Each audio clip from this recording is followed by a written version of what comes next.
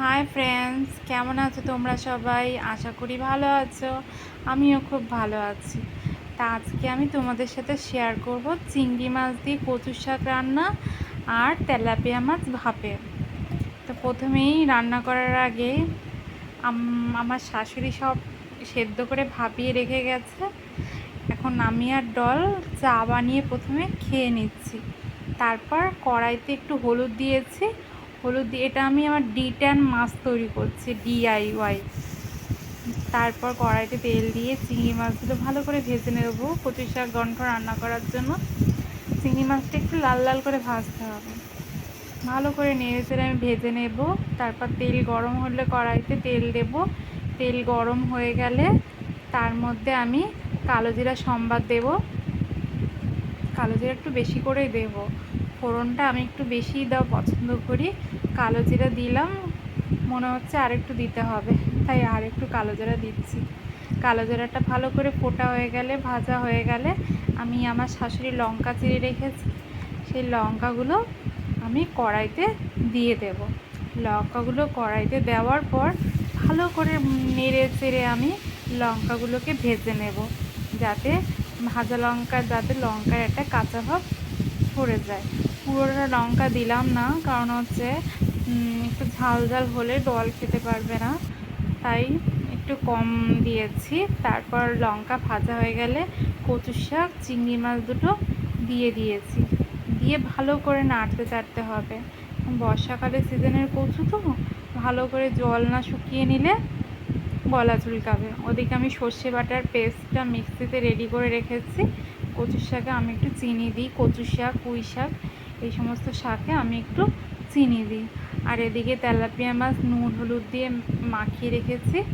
বললাম না, কচু শাক ভালো করে নাড়তে হবে অল্প জাল দিয়ে, যাতে রসটা পুরো শুকিয়ে যায় কচু, আর হচ্ছে যাতে গলা না চুলকায় খাবার সময়। নয়তো কচু শাক শুনেই অনেকে ভয় পায়, কিন্তু সত্যি আমি রান্না করেছি, ঠিক এতটুকু গলা ধরেনি আমার। আর খেতে সত্যি খুব ভালো হয়েছে। তোমরা আমার মতো করে ট্রাই করে দেখো। আমি জানি কচু শাক সবাই বাড়িতে রান্না করো, সবাই খাও, এক একজনের রান্নার স্বাদ এক এক রকম। আমি যেভাবে করলাম সেভাবে করে দেখো, সত্যি খুব ভালো লাগবে খেতে। এই যে কচু শাক রান্না হয়ে গেছে, তারপর কড়াইতে তেল গরম করে দিয়ে আমি মাছগুলো ভেজে নিচ্ছি। এই তেলাপিয়া মাছের ভাপা রান্নাটা আমার মায়ের থেকে শেখা। মা কিন্তু কাঁচা মাছ রান্না করতো। আমার দাদু খেতে খুব ভালোবাসতো সর্ষে বাটা দিয়ে। কিন্তু আমি আমার শ্বশুরবাড়িতে যখন রান্না করছি, অনেক দিন পরে দেখি আমার শ্বশুর এই মাছটা বাজার থেকে দেখতে পেয়ে নিয়ে এসেছে। আমি দেখা মাত্রই বলেছি যে এটা আমি ভাপে রান্না করবো। আমার শাশুড়ি বলছে ঠিক আছে করো। আর মাছগুলো আমি ভেজে নিচ্ছি ভাপে রান্না করার জন্য। কাঁচা রান্না করলে টেস্ট বেশি হয়, কিন্তু খাবে কি না আমার শ্বশুরবাড়ির লোকেরা, সেজন্য আমি মাছগুলোকে ভেজেই নিচ্ছি। ভেজে নিয়ে রান্না করছি। মাছগুলো ভাজা হয়ে গেছে, সব মাছগুলো ভেজে তুলে রেখেছি। আবারও কালো জিরা ফোড়ন দেবো। আমি কালো জিরাটা খেতে খুবই ভালোবাসি। এমনি তো ভাপা, সর্ষে ভাপা, রুই ভাপা, যে কোনো ভাপাই কিন্তু কালো জিরার সম্বারটাই ভালো যায়। তাই আমি এখানে কালো জিরা সম্বাদ দিয়েছি। ভালো করে কালো জিরাটা ফুটে উঠলে আমি যে পেস্টটা তৈরি করে রেখেছিলাম মিক্সি শুদ্ধই, সেই পেস্টটা আমি ভালো করে দিয়ে দেব। দিয়ে ভালো করে নুন হলুদ দেব। হ্যাঁ, পরিমাণ মতো নুন দিচ্ছি, অতটুকুতে হবে না, আর একটু দিতে হবে। পরিমাণ মতো নুন দিয়ে আমি ভালো করে কষাবো। নুন দেব, হলুদ দেব, দিয়ে ভালো করে দেখো, ভালো করে হলুদ দিচ্ছি। হলুদ দিয়ে ভালো করে কষাচ্ছি, যাতে টেস্টটা একটু বেশি হয়। আর আমি তো একটু নুন হলুদ তেল চড়া দিয়ে কষা কষা, যে কোনো জিনিসে আমি কষা রান্না ভালোবাসি, খেতেও ভালোবাসি, আর কষা রান্না আমি করতেও ভালোবাসি। আর বললাম না, তেল একটু কম হয়েছিল, তাই আর একটু তেল বেশি করে দিয়ে দিলাম, যাতে ভালো করে মশলাটা ভাজা যায় আর খেতে ইয়াম্মি লাগে। তোমরা এভাবে করে দেখো, খুবই ভালো লাগবে। হ্যাঁ, ভাপা টাপাতে একটু তেল বেশি লাগে ভাপা কষা রান্নায়। আমার সত্যি রান্নাতে একটু তেল আমার একটু বেশি পড়ে যায়, আমি বুঝতে পারি না। তারপরে এই যে জল দিয়ে দিচ্ছি, ভালো করে অনেকটাই জল দেবো, যাতে মাছগুলো ভালো করে ঝোলের সাথে মিশে যায়, সেদ্ধ হয় যাতে ভালো করে। এই যে ঝোল দিয়ে কড়াইতে নেড়ে চেড়ে দিয়েছি।